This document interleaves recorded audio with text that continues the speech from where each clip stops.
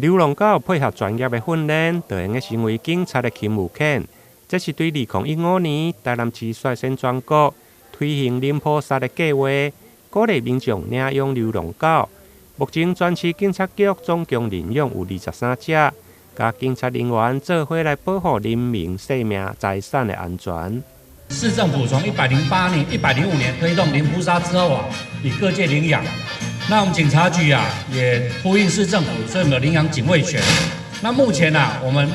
台南市政府各界啊，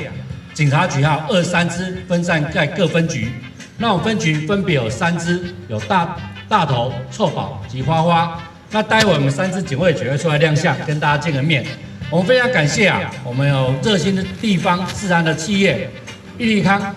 我们陈宇陈总裁，在吕维女议员牵线之下，来跟我们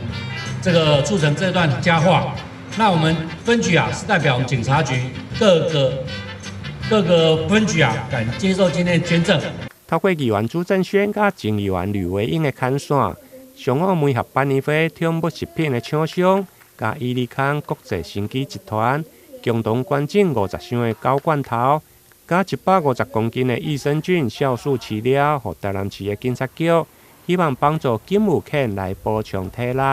搜救犬或者是缉毒犬哦，或者是像现在我们这个警犬哦，我们都叫做功能犬哦。那这个功能犬呢，对我们的民众的这个生活哈帮助很大哈。那现在呢，我们也借这个机会呢，能够捐赠一些这些狗粮给他们，能够让他们吃得健康，然后也让我们民众能够常常来看看他们，心情也会很开心。捐赠仪式其实要先特别谢谢我们的2位陈董，长期以来对于我们警政的关心可以说是不遗余力不仅是我们警务的基层人员